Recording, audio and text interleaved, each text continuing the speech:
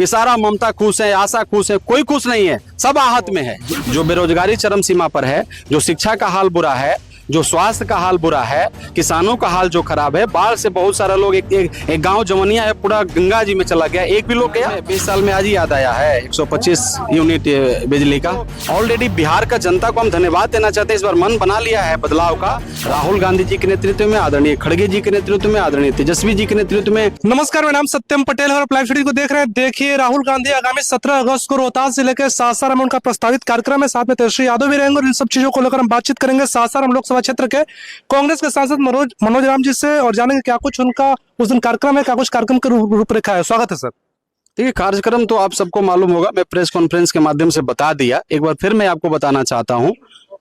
आपको पता होना चाहिए कि 17 तारीख को स्वरा हवाई अड्डा जो डिहरी और सासाराम के बीच में है, ये सभा वहां से होगा और वहां से हम लोग बिगुल फूकेंगे बिहार को बचाने के लिए, जो मत चोरी हो रहा है उसको बचाने के लिए। और बिहार का लोग जैसे आजादी में अहम भूमिका निभाया, उसी प्रकार से ये मत का जो चोरी हो रहा है उसको बचाने के लिए फिर से एक बड़ा भूमिका अदा करने जा रहा है। आदरणीय हमारे न्याय योद्धा राहुल गांधी जी के नेतृत्व में, आदरणीय खड़गे जी के नेतृत्व में, आदरणीय तेजस्वी जी के नेतृत्व में, आदरणीय मुकेश साहनी जी का नेतृत्व में, आदरणीय हमारे दीपंकर भट्टाचार्य जी और डी राजा जी के नेतृत्व में सासाराम से यात्रा राहुल गांधी की शुरुआत हो रही है। क्या उद्देश्य है, क्या मैसेज देना चाहते हैं कांग्रेस के नेता और राहुल गांधी? ये सौभाग्य है ना, ये सिरसा के सूरी की धरती रही है, बाबू जगजीवन राम जी का धरती रहा है, ये शाहाबाद जो है वीर कुंवर सिंह जी का धरती रहा है। तो इस धरती से बिगुल फुकाएगा और बिहार से मत का अधिकार जो वोट चोरी हो रहा है उसको बचाने का बिगुल फूका जाएगा। अच्छा, विधानसभा का चुनाव है, क्या लगता है राहुल गांधी की इस यात्रा से शाहाबाद में फायदा मिलेगा और बिहार के विधानसभा चुनाव में फायदा मिलेगा? क्यों नहीं मिलेगा,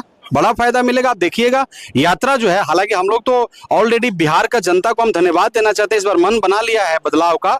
और जब हमारे नेता चलेंगे, हमारे नेता का रोड पे चलने का, गली गली में जाने का मेन कारण है कि लोगों का जो परेशानी है उसको मिलना, उनसे जुड़ना, उनसे बात करना। और जो हमारे नेता वादा करते हैं, आज ये जो मत अधिकार का यात्रा है, जो हम वादा करेंगे हमारे नेता, उस पर हम अमल करेंगे जब हमारी सरकार बनेगा 2025 में नवंबर के बाद। आप लोग कैसे लगता है कि एसआईआर में गड़बड़ी हुई है? जी, आप लोग कैसे लगता है कि एसआईआर और वोटर लिस्ट में गड़बड़ी हुई है?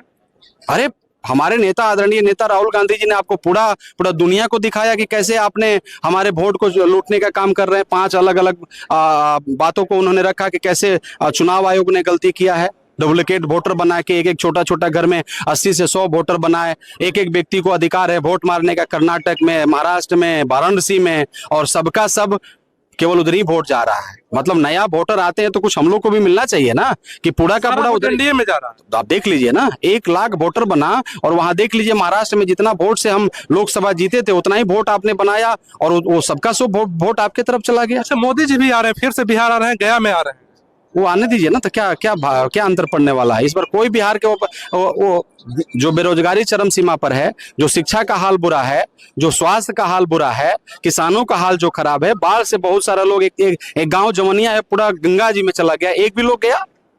आदरणीय प्रधानमंत्री जी को मैं वो कम से कम संवेदना तो व्यक्त कर सकते थे। जो आहत में लोग हैं, बहुत सारे लोग तो डेथ हो गए, उनके प्रति कुछ बोल तो सकते थे।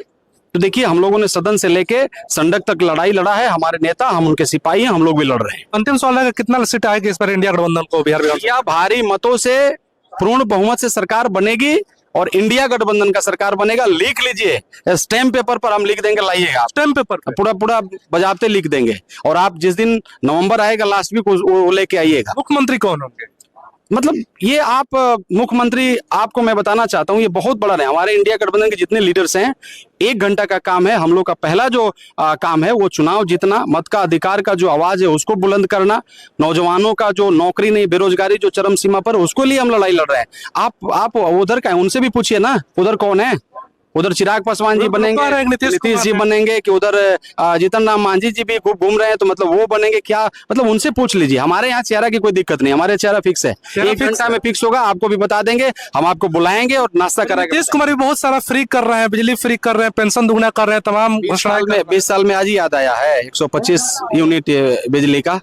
आज याद आया है ममता और आशा का ये सैलरी बढ़ाने का।